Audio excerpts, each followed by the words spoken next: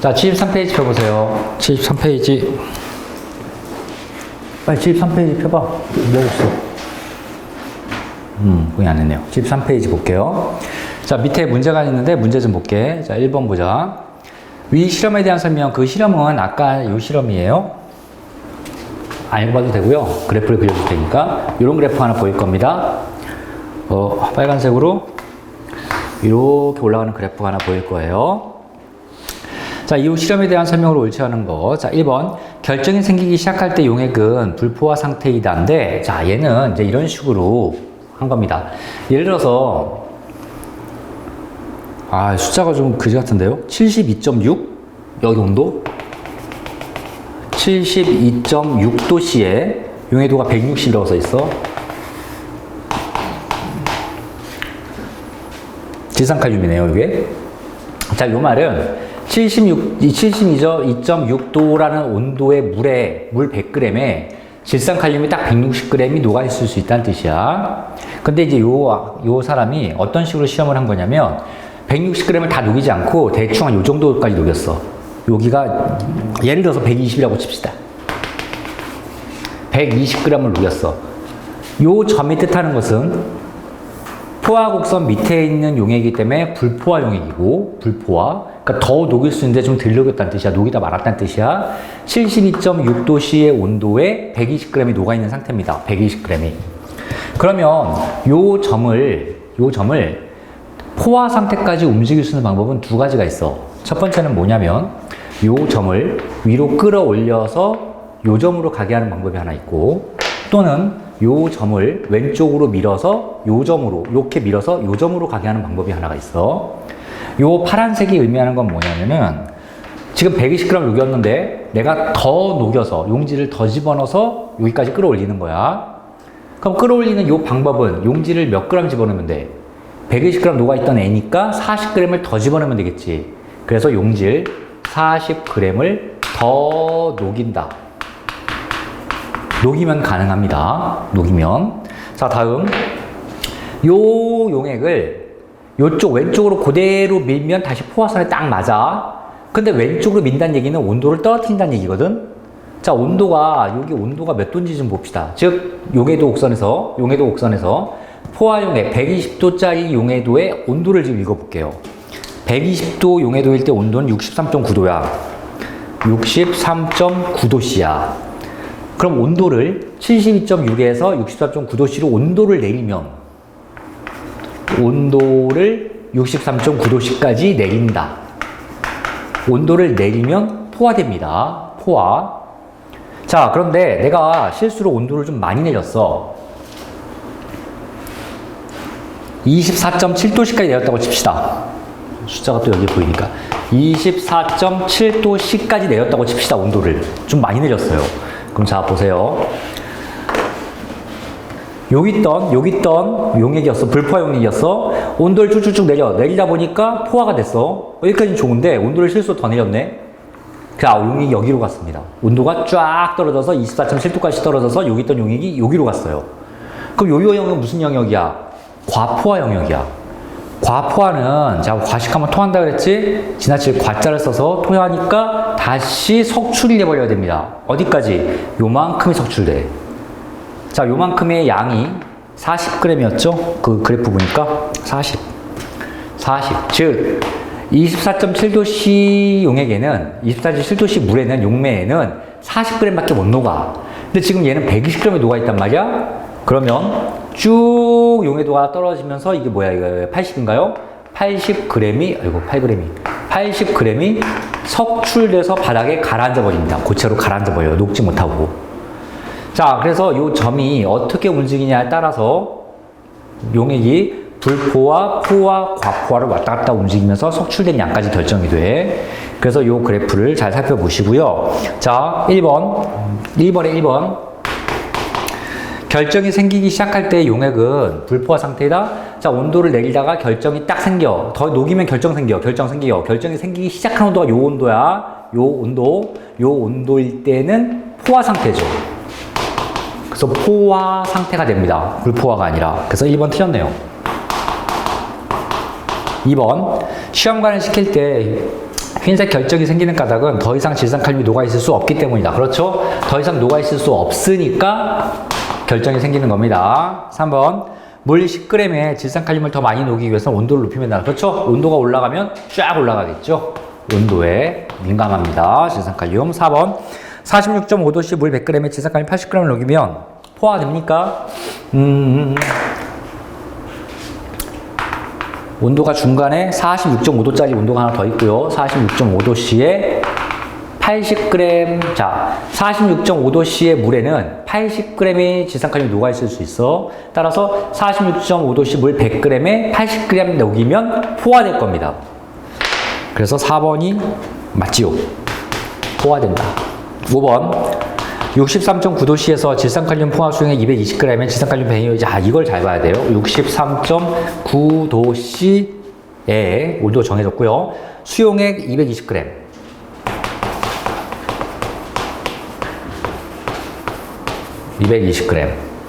질산칼륨 120g 녹아있니?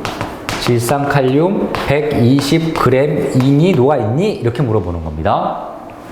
자, 그런데 여기선 포인트가 뭐냐면요. 요거죠. 용액. 용액이 포인트입니다. 물론 온도는 정해져 있고요. 온도가 요거 노란색 63.9도씨라는 온도를 바라볼 건데 수용액, 용액이래. 용액은 아까 뭐였어? 처음에 이제 여기다 필기한 거. 용액은 용맥 플러스 용질이지. 이 용액은 용맥 플러스 용질로 이미 이렇게 구성이 되어 있는 거야. 자, 그런데 우리는 항상 이 용해도는 뭐가 기준이야? 용매 100g, 물 100g 기준이야. 근데 물 100g을 갖고 놀았는지 물 50g을 갖고 놀았는지 사실 모릅니다. 사실 모르는데 그냥 기준을 한번 써봅시다. 수용액이 만약에 용매 물 100g이었다면 이라고 한번 정해봅시다.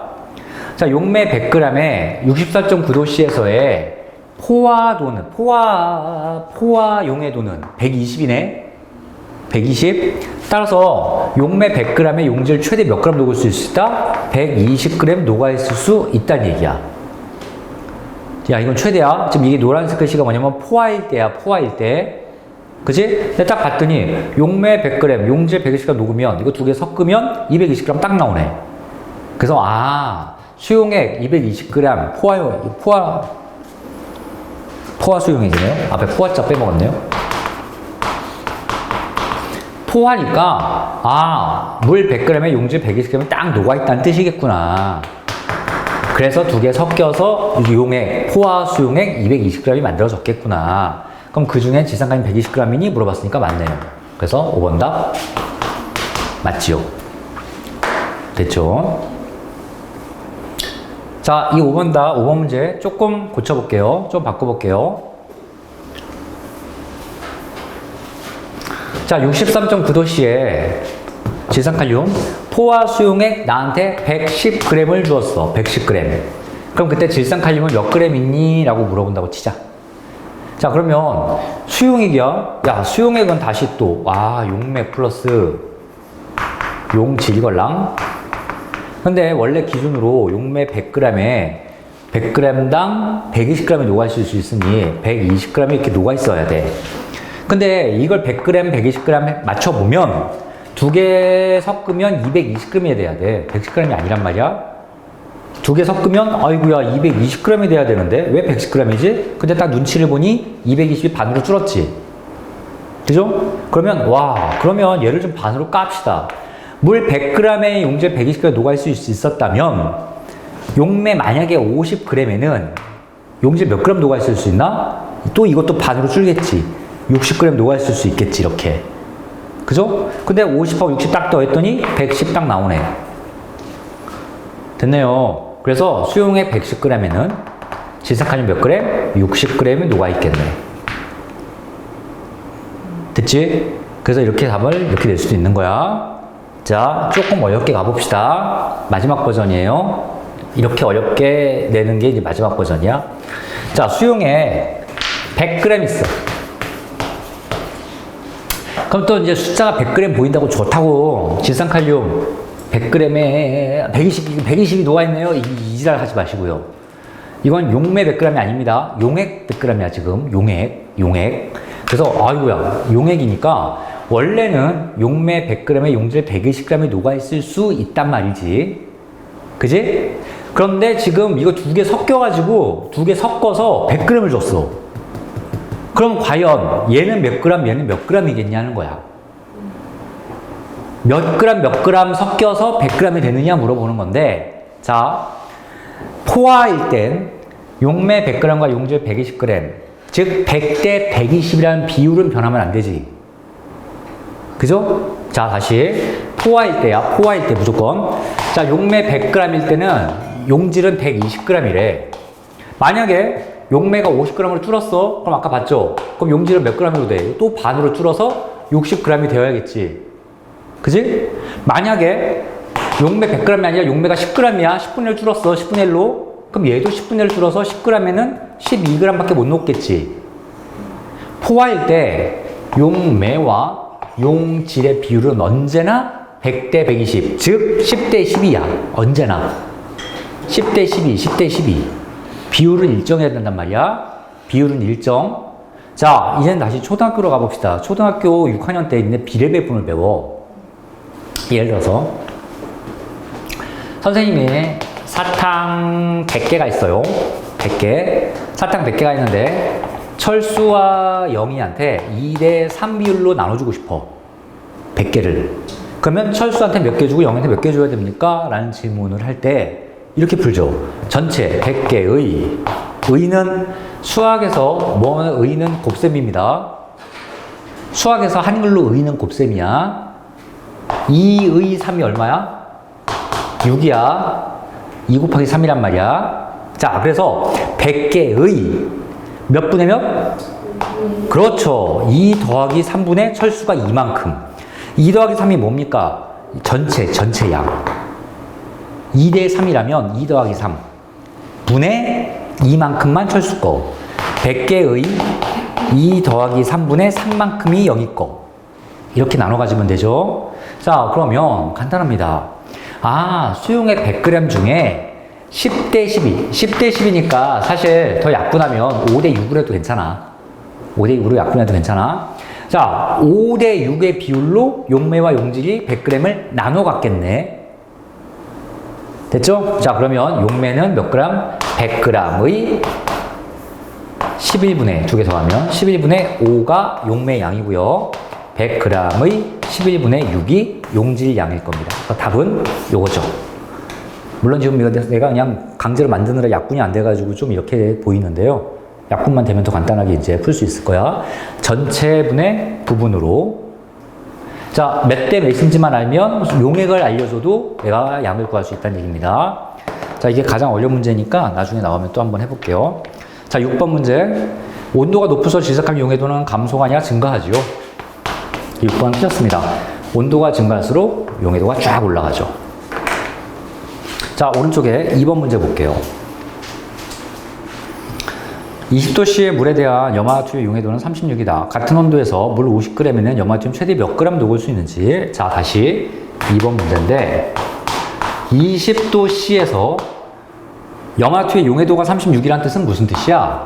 물 100g에 염화나트륨 36g이 최대 녹아있을 수 있음이란 뜻이지. 그래서 항상 이렇게 온도와 용매와 용질 관계가 이렇게 주어진단 말이야, 용해도는. 20도씨에서 물 100g에 염화나트륨 36g 녹아있을 수 있음 이란 뜻이야. 근데 문제에서 뭐라 그랬냐면 같은 온도에서 20도씨 같은 온도에서 물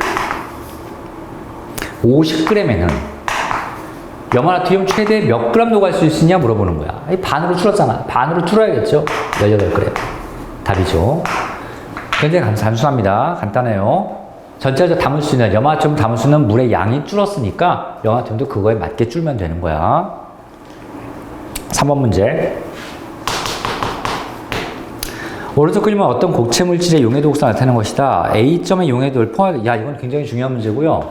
사실 서술형 문제는 문제로 나온다고 치면 이건 단골 답이야. 니네가 이제 서술형이 안 나온다고 하니까 부드럽게 넘어가는 거지만요. 어떻게 해야 돼? 얘 90도씨 A가 이쯤 있다고 치자. 여기가 120, 150, 여기가 60. 자, 아까 선생님이 설명한 요겁니다. 자, 지금 A 용액이 있어요. A 용액. 그럼 A 용액이 있는데 이 A 용액은 포화 곡선 밑에 있으니까 불포화 용액이란 말이야.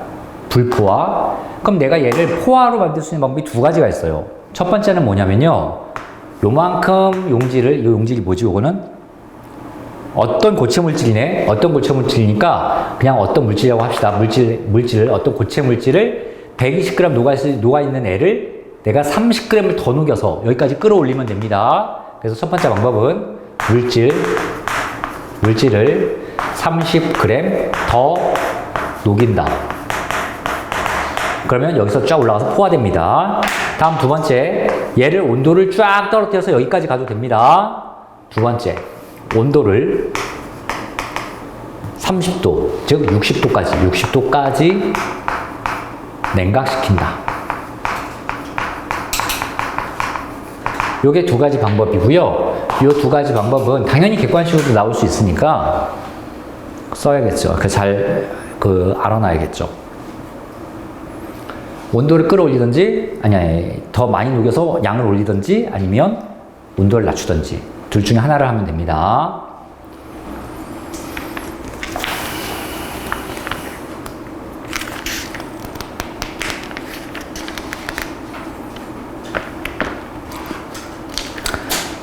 자, 74, 75.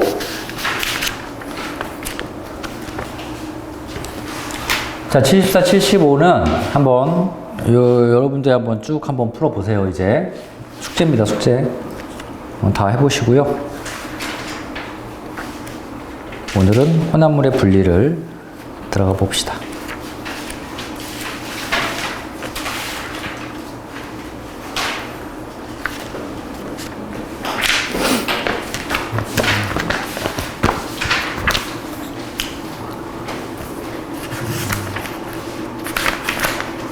(74부터) (79)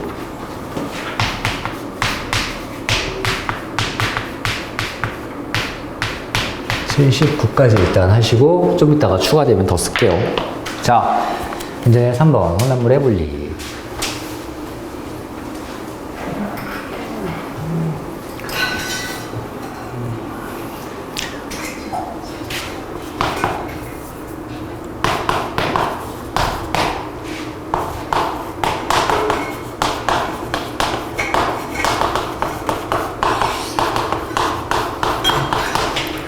자, 간단합니다. 혼합물의 분리. 자, 1번 증류라는 말이 나와요.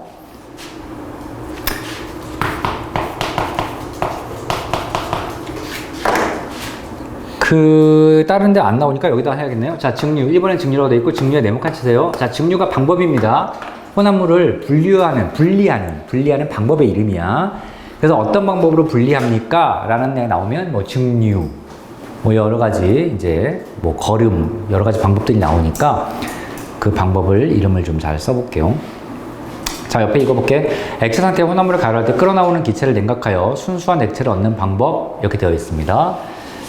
옆에 액체 상태 혼합물 뭐 대충 이렇게만 나오나? 자, 이렇게 실험을 한번 해볼게요. 내가 물과 에탄올을 섞었어.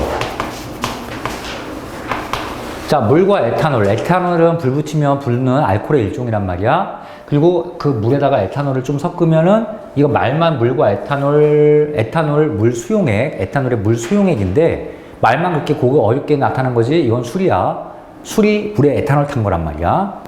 자, 어른들이 마시는 이런 술인데 나는 물과 에탄올이 섞여 있어. 섞여가지고 잘 균일하게 혼합물을 만들었단 말이야. 혼합물은 뭐야? 물의 성질도 있고 에탄올 성질도 있는 거야. 성질이 다 남아있는 거야. 분리하고 싶어. 다시 물과 에탄올을 분리하고 싶어. 근데 겉으로 보면 물도 투명하고요. 이렇게 이건 아니네요. 투명하게 쏘물처럼 이렇게 보이고요. 도저히 어떻게 분리해낼 수 있는 방법이 없을 것 같은데 얘가 기가 막히게 어떤 특징이 있냐면요. 물과 에탄올의 끓는 점이 달라. 그래서 이런 일이 벌어집니다. 자, 얘를 끓여 그냥. 에이, 몰라. 야, 여기다 그냥 이렇게 끓여버립니다. 온도를 막 슬슬 올려요. 얘가 뭐 30도, 40도, 50도, 60도, 70도 이렇게 슬슬 올라가다 보면 에탄올이 78도가 될 거예요. 맞죠? 78도.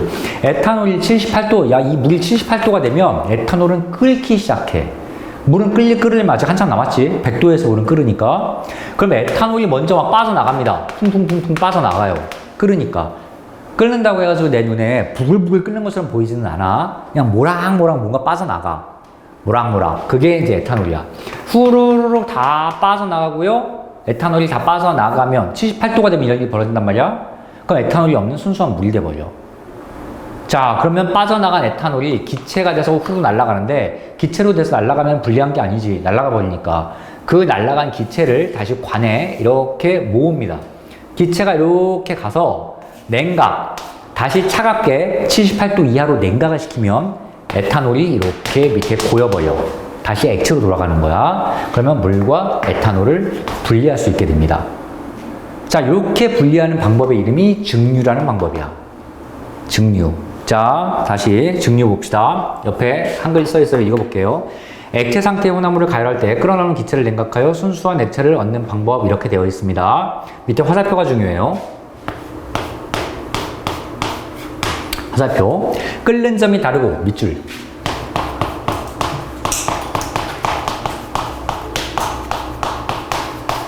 끓는 점이 다르다. 밑줄. 다음, 서로 잘 섞인다. 밑줄.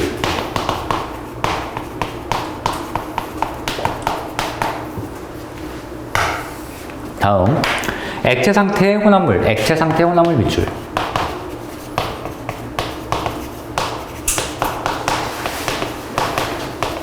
밑줄.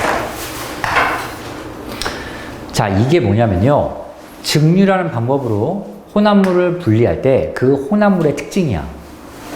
이 특징 세 가지를 갖추어야 증류라는 방법을 쓸 수 있는 거야. 그러니까 시험 문제에 굉장히 내기가 좋지. 증류를 방법을 이용하려면 일단 끓는 점이 달라야 되고요. 두 번째, 서로 잘 섞여 있어야 됩니다. 자, 끓는 점이 달라야 되는 건 지금 방금 봤어. 물이랑 에탄올이랑 같이 끓어버리면 나오는 기체를 모을 수가 없는 거지. 에탄올이 끓는 점이 훨씬 낮기 때문에 78도에서 먼저 끓기 때문에 에탄올을 따로 분리할 수 있는 거야. 자, 다음, 서로 잘 섞여야, 이렇게 잘 섞여야 돼. 만약에 너네 집에서 물과 식용유를 섞어봐. 안 섞여. 식용유가 붕 뜬단 말이야. 그럼 물 끓이고 자시고 뭐 이런 짓을 뭐하러 해. 위에서 식용유만 잘 떠내면 되는 건데. 자, 따라서 잘 섞여버려야 증류라는 방법을 생각하는 거야. 다음, 액체 상태죠. 지금 이런 거 끓여가지고 기체로 만들고 뭐 이렇게 하려면 둘 다 액체 상태이잖아. 고체나 뭐 기체가 섞여 있는 거 아니잖아. 그래서 요 세 가지가 증류를 이용할 수 있는 혼합물의 조건이다. 그래서 여러 가지 조건들 나오면 세 가지를 골라내셔야 됩니다. 자, 보시고요. 자, 밑에 첫 번째 점을 보시면요. 액체 상태의 혼합물을 가열하면 끓는 점이 낮은 물질이 먼저 끓어 나온다. 이렇게 보이지? 그건 당연한 거죠. 물과 에탄올 중에 누가 끓는 점이 낮아? 에탄올이 끓는 점이 낮아. 온도가 올라가다가 끓는 점에 딱 도달하는 물질이 먼저 끓어 나오는 거야. 그래서 둘 중에 끓는 점이 낮은 게 먼저 나온다. 먼저 분리되는 거야. 먼저 분리. 예를 들어서 자, A, B, C 액체를 내가 섞었어. 액체를 섞었어. 근데 얘가 다 섞여버렸어. 잘 섞였는데 A는 100도씨부터 끓고 B는 50도씨에 끓고 C는 70도씨에서 끓는다고 치자. 자, 내가 얘 다 섞여가지고 지금 20도씨 용액을 만들어서 다 섞었어. 섞여가지고 서로 잘 섞여가지고 구분이 안 돼. 자, 내가 얘를 끓기 시작합니다. 온도를 올리기 시작합니다. 그 20도, 30도, 40도 쭉 올라가다가 누가 먼저 끓겠니? 셋 중에 B가 먼저 끓겠지. B가 끓는 점이 낮잖아. 얘가 끓는 점이 먼저 도달하지. 20도, 30도, 40도 올라가다가 50도가 되는 순간 얘가 끓어. 그래서 B가 먼저 분리됩니다. 분리된 순서도 알고 있어야 돼. B가 먼저 분리돼. 그럼 B가 다 분리되면 이제는 A, B, C만 섞여 있습니다. 이제 A, C만. 자, 온도가 계속 올라가. 이제 50도, 60도 계속 올라가다가 70도가 되는 순간 C가 끓기 시작할 거야. 그 C가 다 분리돼. 그럼 이제 A만 남겠지. 그럼 A는 이제 100도에서 끓겠지 뭐. 자, 그러면 이게 순서인데요. 끓는 점이 낮은 게 먼저 분리된다고요. 끓는 점이 낮은 게 먼저 분리. 그래서 이제 이런 식으로 보면 됩니다. 자, 이번에 2번에 끓는 점 차를 이용한 분리의 예라고 나오고 1번이 물과 에탄올의 혼합물의 분리야. 그래서 뭐 참고로 이렇게 보시고요. 그래프를 잠깐 볼게요. 그래프가 아니라 참고로 에탄올이 78도에서 끓고요. 이거 참고야. 믿지 마세요. 숫자가 내가 정확하지 않아서 그래. 78도에서 끓고요. 메탄올은 64도에서 끓어. 메탄올은 또 더 낮은 온도에서 끓어. 더 낮은 온도에서. 그건 이제 확실한데요. 더 낮은 온도에서 끓습니다. 자, 내가 물은 100도에서 끓는 걸 알고 있죠. 자, 물과 에탄올, 메탄올을 다 섞어버리면 다 잘 섞인단 말이야. 자, 얘들 내가 어떻게 분리하겠어? 끓기 시작해. 점점 온도를 올리기 시작해. 자, 온도를 점점 올리면 누가 먼저 끓어? 셋 중에 메탄올이 먼저 끓는다고. 그 메탄올이 다 끓어 나오면 두 개만 섞여 있을 테고, 온도를 더 올리면 에탄올이 나오고, 마지막에 물만 남겠지. 자, 그런 거야. 끓는 점이 다르면 이렇게 된단 말이에요. 그래서 에탄올과 메탄올만 두 개만 섞여 있어도 끓는 점이 다르기 때문에 분리낼 수 있습니다. 자, 그런데 그 그래프를 좀 보면요. 온도를 올리는 그래프가 밑에 나오는데요. 이렇게 나옵니다. 자, 온도가 쭉 올라가요. 온도가 쭉 올라가면 니네 이런 그래프 본 적 있나? 내가 물을 끓일 거야. 순수한 물을 끓일 거야. 물의 온도가 예를 들어서 20도짜리면 20도가 올라가. 온도가 계속 올라가. 어디서 끓냐면 100도에서 끓어. 정확히 100도에서 끓잖아, 물은. 100도에서 끓으면 끓는 동안은 온도가 안 올라갑니다. 일자예요. 끓는 동안은. 그리고 다 끓었어. 다 끓으면 이제 수증기만 되겠지? 액체가 없어. 수증기만 남아. 그럼 수증기는 온도가 또 계속 올라가죠. 이렇게. 따라서 액체에서 기체로 바뀌는 동안에는 온도가 올라가지 않습니다. 일정합니다. 왜냐면 내가 가해준 에너지가 상태 변화하는데 다 쓰여서 그래. 열심히 그 에너지로 온도를 올리는 게 아니라 상태 변화하는데 써버려, 얘가. 그래서 온도는 안 올라갑니다. 근데 이 그래프 잘 봐. 책에 있는 그래프. 물과 에탄올 섞은 그래프. 자, 온도가 78도가 되는 순간 에탄올이 끓기 시작해. 근데 그래프 잘 보세요. 이게 일자로 이렇게 나옵니까? 이렇게 일자로 보여? 아니지. 약간 올라가지 않냐? 그렇죠? 약간 올라갑니다. 이렇게. 이게 왜 그러냐면 에탄올만 끓은 게 아니라 이건 물만 끓은 거지. 물만 있지. 에탄올도 끓지만 물이 같이 있어서 그래. 에탄올 끓는 거를 물이 조금이라도 방해를 하고 있습니다, 지금. 그래서 이렇게 약간 비스듬하게 생기고 에탄올 다 날아가면 쭉 올라가다가 자, 이제 물이 100도에서 물이 끓어. 자, 100도에서 물이 끓는데 물은 일정하게 이렇게 나와 있죠, 그래프가. 이제 막을 게 없으니까. 물을 끓이는 건 막을 게 없으니까. 그래서 요거는 약간 그래프가 살짝 상승한 것도 봐줘야 됩니다.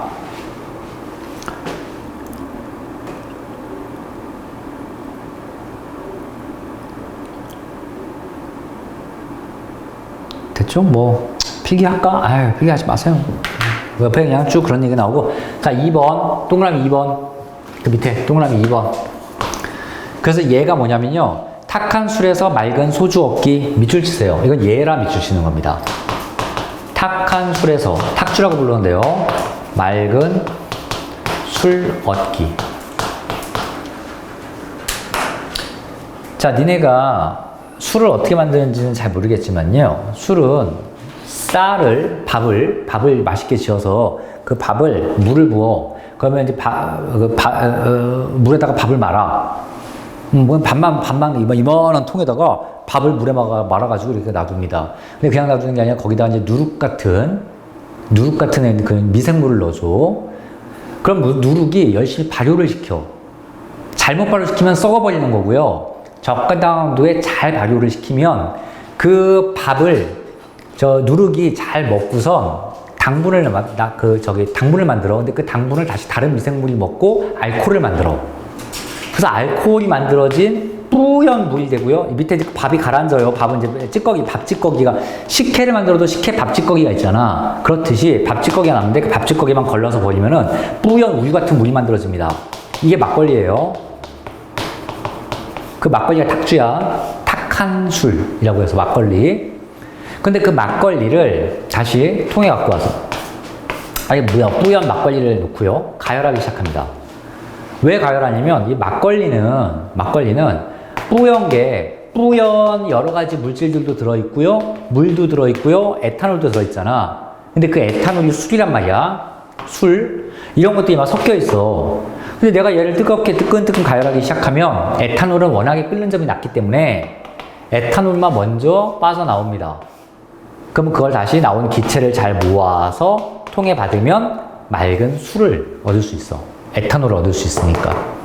자, 그래서 막걸리 끓인다가 한 얘야. 탁주를 끓인다. 3번 바닷가에서 식수 얻기. 이것도 밑줄 치세요. 그래, 2개 얘. 바닷가 식수. 자, 바닷물은 소금도 들어있고요. 여러 가지 잡동사니가 많이 들어있어서 그냥은 잘 못 먹습니다. 먹으면 죽어요. 많이 먹으면 죽어요. 탈수, 오히려 더 탈수 때문에 죽어요. 어쨌거나 바닷물에서 식수 어떻게 했느냐? 야, 물을 끓여요. 바닷물을 끓여요. 바닷물을 끓이면요. 좀 정신 좀 차려. 또 이러다가 또 이제 오늘 여기까지 하면 또 말똥말똥해진단 말이야. 우리 중2들은 힘드네요. 오히려 중3들은, 50분쯤 끝나죠? 아니요. 아니, 7시에 끝냅시다, 7시. 15분 정확히 7시. 15분. 보너스 10분 더. 15분. 15분? 아니지. 아니, 노래방 가도 보너스 10분 더. 아닙니다. 10분 세. 왜 그래? 10분 더 하면 좋아야지. 수학 체킹해야 돼. 그거 왜 안 했어? 수학? 몇 시부터인데 또? 수학이요? 수학. 아무 때나 가도 돼요. 아, 그래요? 그럼 뭐. 그럼. 한 명도 안 보여줘. 1시간 동안 영어 쓸데없는 거 물었어. 뭘? 그 복화책. 그럼 왜? 자, 봅시다. 바닷물을 이제 가열하기 시작합니다. 그럼 이제 100도가 되는 순간 물이 끓기 시작하죠? 물이 불불 끓어서 막 기체가 나갈 거예요. 근데 물만 끓지 바닷물 속에 들어있던 다른 잡동사니들은 안 끓고 가만히 남아있을 겁니다. 그래서 나오는 기체, 수증기. 나오는 수증기만 잘 모으면 순수한 물이 만들어지는 거예요. 그래서 바닷물로 이렇게 식수도 얻을 수 있다. 근데 100도씨까지 끓여야 되고 하니까 사실 힘들어. 물을 막 계속 불불 계속 끓여야 되니까. 어쨌든 바닷가 식수 얻기 이렇게 나옵니다. 4번 원유의 분리. 요게 중요해요. 요거 하려고 그러면 4번 원유 분리 밑줄. 빨간색 밑줄 칠까? 중요하니까. 땅을 파가지고요. 석유, 원유. 석유에 이제 원래 그 다섯에 붙어 있는 상태를 원유라고 부르죠. 그 원유는 시꺼먼 물입니다. 끈적끈적한 시커먼 물이 이제 기름으로 펑펑펑 나와요. 복받은 나라에서는. 그럼 이제 걔를 큰 통에다 넣고요. 까만 거를 끓이기 시작합니다. 그러면 이제 끓이기 시작하면 왜? 뭐 그 좋아해? 벌레가 좋아? 야, 이 벌레 나한테 왔잖아. 뭐야? 목인 것 같은데? 날파리야? 오이씨. 끓이기 시작하면요, 이제 얘가 이 뜨거운 게 온도가 올라가면서 여기서 끓는 점이 낮은 것부터 먼저 빠져나오기 시작해. 근데 이 원유라는 것은 굉장히 잡동사니들이 많이 모여 있거든. 여러 가지가 많이 모여 있어. 그래서 그 여러 가지 많은 것 중에서 끓는 점이 낮은 것부터 빠져나옵니다. 다 빠져나오면 그 다음 끓는 점이 빠져나오고요. 그 다음 끓는 점이 빠져나오고 그 다음 끓는 점. 그래서 끓는 점이 점점 높아지면서 낮은 물질부터 빠져나와. 자, 그래서 인간이 원유를 맨날 이제 이런 식으로 첫 번째 빠져나오는 거 모으고 두 번째 계속 온도 올리다가 두 번째. 그러니까 이런 거야. 그래프를 그리면요. 원유 그래프는 이지랄이에요.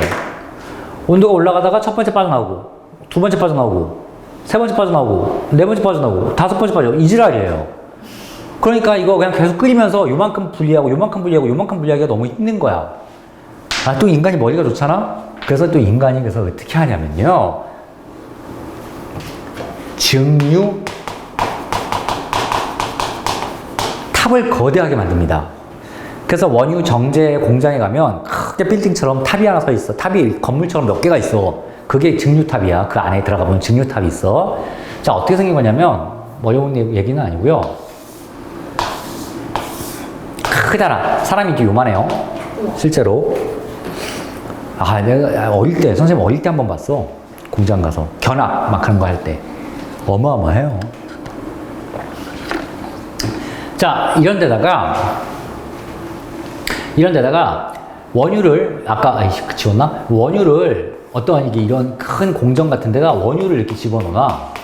원유를 집어넣고 얘를 여기서부터 뜨끈뜨끈하게 온도를 올리기 시작하는 거야. 그럼 봐봐. 니네가 냄비에 물 끓여가지고 냄비에서 불 막 이렇게 떼면 야, 윗부분하고 아랫부분하고 온도가 어디가 더 뜨겁겠냐? 당연히 아래가 뜨겁겠죠. 그래서 온도는 고온, 저온, 온도가 높아지고 낮아지고 이렇게 온도 차이가 생겨. 온도 차이가. 그래서 얘가 높고 온도가 고온, 온도가 저온, 높은 데서 낮은 데로 온도 차이가 쫙 생깁니다. 온도 차이가. 근데 온도 차이가 쫙 생기면 아까 이 원유에는 여러 가지 물질들이 있고 걔네들이 끓는 점이 다 다르다고 했는데 그 끓는 점이 다 다른 순서대로 끓는 점이 제일 낮은 저온, 제일 낮은 애가 여기서 빠져나오고요. 이제 여기 빠져나오는 구멍이 있어요. 두 번째 막 구멍, 세 번째 구멍, 네 번째 구멍, 다섯 번째 구멍, 아이씨, 칸이죠. 여섯 번째 구멍, 마지막 찌꺼기. 그래서 이제 이런 식으로 쫙 빠져나온단 말이야. 자, 그래서 빠져나오는데 가장 높은 것은 끓는 점이 낮은 거. 이 낮은 게, 끓는 점이 낮은 게 위에서 빠져나오고요. 뜨겁잖아, 밑에 아래쪽이. 끓는 점이 높은 게 높을수록 아래쪽에서 빠져나오는 거야. 그 그림이 밑에 그려져 있습니다. 옆에 온도는 외울 필요 없어요. 맨 위에가 뭐야? 뭐 마이너스 영하 42도에서 1도씨 사이 이렇게 써 있잖아. 온도는 외울 필요 없어. 자, 가장 높은 데서 빠져나오는 게 뭐야? 석유가스야, 가스. 기체가 빠져나온다고. 이 기체는 액체로 만들지도 않아. 그냥 가스로 빠져나오는 거야. 워낙 끓는 점이 낮아서. 됐죠? 자, 두 번째가 뭡니까? 휘발유예요. 휘발유가 뭔지는 알지? 휘발유 넣고 자동차가 앞으로 가잖아요. 그렇죠? 휘발유. 자, 그 밑에 간 뭐예요? 등유. 등유가 뭔지는 알지? 니네 겨울에 무슨 집에 등유 난로 같은 거 없나? 아니, 그거 기름 넣잖아. 기름이 휘발유 넣는 게 아니야. 주유소 가면은 등유 얼마, 등유 따로 판단 말이야. 큰 통에 이제 등유 받아가지고, 사가지고, 그 등유야. 자, 그 밑에는 경유. 자, 경유도 어디다 쓰냐면요. 저기다 씁니다. 그 자동차에 씁니다. 버스나 트럭이나 SUV 차 같은 데서 경유를 많이 써. 그래서 휘발유랑 경유는 자동차 용도로 쓰죠. 참고로 이 등유는 등유 난로에만 쓰는 게 아니라 비행기에도 써. 비행기 기름이 등유야. 그 다음에 무슨 기름? 중유라고 써있죠. 벙커시유라고도 하는 그 중유가 뭐냐면 이제 선박용 기름 중에서는 가장 싼 기름이야. 가장 싼 기름. 그런 중유라는 기름이 있습니다. 마지막이 아스팔트라고 되어 있는데요. 이 아스팔트가 마지막에 여기 찌꺼기. 맞아, 여기 찌꺼기. 아이고, 찌꺼기였으면 안 되지. 아스팔트. 이 아스팔트는 진짜 말 그대로 이제는 끈적끈적한 뭔가 까만 물질만 남아. 그에다 돌을 섞어가지고 바닥에 쫙 깔은 게 자동차 다니는 저 아스팔트야. 까만색 아스팔트. 그래서 요거를 순서대로 외워야 됩니다. 가휘등 경중하로 외우세요. 가휘등 경중하. 외우기도 쉽잖아. 가휘등 경중하. 이야기 같은 스토리. 스토리 없어요. 뭐, 스토리를 기대하지 마시고요. 쌀이요. 잘 아니야. 이거는, 시간도 없고요. 그냥 안 할래요. 쪽팔리기만 하고요. 왜요? 저번에 뭐 했어요? 아니야, 몰라. 뭐 했어요? 자, 가위등 경주하예요. 외우세요. 아니, 언제? 스토리. 아니야, 스토리 뭐. 사실 많이 있었는데요. 이제 안 합니다. 너무 유치해요. 자, 그래서 이게 원유의 분리고요. 이거 볼까요? 원유의 분리라고 되어 있고 화살표에 뭐라고 써 있습니까? 끓는 점이 낮은 물질일수록 위쪽에서 분리다. 밑줄 쫙 치세요. 끓는 점이 낮은 물질일수록 위쪽 분리야. 위에서 낮은 거에서 위에서 분리됩니다. 이렇게. 그래서 외울 포인트가 가위등 경중하 외우시고요. 그 다음에 휘발유는 나프타라고도 하기도 합니다. 참고로 보시고요. 여기 써있죠. 휘발유 나프타라고도 하기도 하니까 보시고요. 자, 끓는 점이 높은 데서, 낮은 게 높은 데서 분리가 된다. 원유 분리 이렇게 아시면 됩니다. 그 다음에 오른쪽에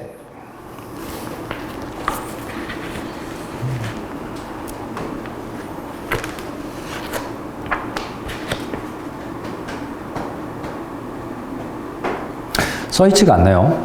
자, 4번에 원유 분리라고 믿으셨나요? 그 밑에다가, 옆에다가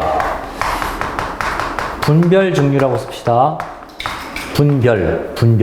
사기 분별할 때. 분별 증류. 분별 증류라고 부르기도 합니다. 이렇게 여러 개, 단계적인 여러 개를 동시에 뽑아내는 증류를 분별시켜서 증류한다. 분별 증류라고 부르기도 합니다. 학교에서 혹시나 알려주시면 요거구나 생각하시면 되고요. 자, 오른쪽에 플러스 강의의 중간쯤에 공기의 분류가 나와. 공기의 분리. 공기도 뭐 질소, 산소 여러 가지 5개 있잖아. 그 5개 있는 원유랑 비슷하다고요. 그래서 그 공기도 가열을 하면요. 끓는 점이 끓는 점 차이로 이렇게 분리가 되는데, 자, 얘는, 밑에서 네 번째 줄. 중간부터 읽어볼게요. 끓는 점이 가장 낮은 질소는 증류탑의 가장 위에서, 끓는 점이 높은 산소는 증류탑의 가장 아래에서. 똑같죠? 그래서 끓는 점이 낮은 게 높에서 분리됩니다. 끓는 점이 높은 게 아래에서 분리가 되는 거 똑같아요. 질소, 산소 외울 필요 없어요. 괜찮아요. 그거 안 드시면 안 나오니까. 그래서 공기도 이런 분면 증류로 분리할 수 있겠구나. 이렇게 보면 되는 거야. 자, 넘어갑시다. 82쪽. 밀도차를 이용한 분리를 봅시다. 밀도차를 못 보겠는데요. 시간이 없어서.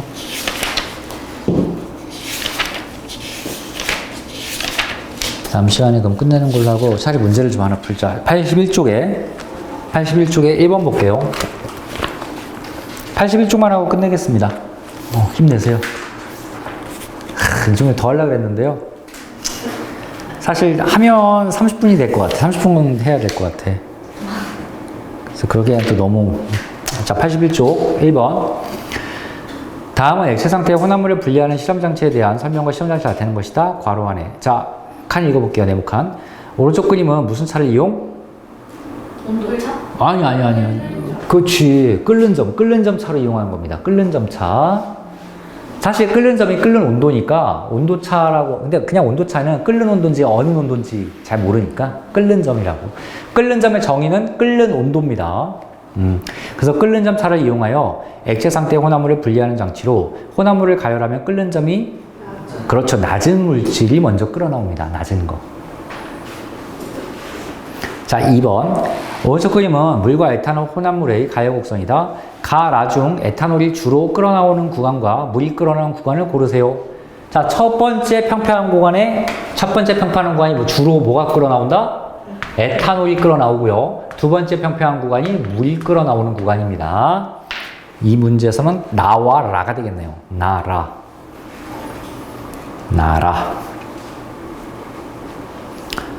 자, 3번. 오른쪽 그림은 소주 꼬리를 이용하여 탁한 술에서 맑은 소주를 얻는 과정을 나타내는 것이다. 이때 의용한 혼합물의 분리 방법은? 답은 두 글자. 증류. 그래서 방법 이름이 증류예요. 그래서 이런 방법 물어보면 증류라고 대답하면 됩니다. 증류. 자, 4번. 증류탑으로 원유를 분리할 때 이용되는 물질의 특성. 자, 무슨 차를 이용? 이게 다, 칠판에 써있는 다 원유탑까지 무슨 차를 이용? 끓는 점 차를 이용한 겁니다. 그래서 이 끓는 점이라는 물질의 특성을 이용한 거야. 그래서 끓는 점, 답은 끓는 점. 자, 5번. 그래서 이걸 외워야 된다고요. 가위 등 경중화를 외우세요. 그러면 기억은 뭡니까? 그렇죠. 석유가스. 니은은 휘발유. 등 경. 그 다음에 디귿은 경유겠죠. 가위 등 경중까지 써있네요. 여기 문제는. 간단하게 이렇게 나옵니다. 뒷부분은 숙제가 안 되고요. 아까 숙제 이게 다겠네요. 74에서 79까지만 숙제로 합시다.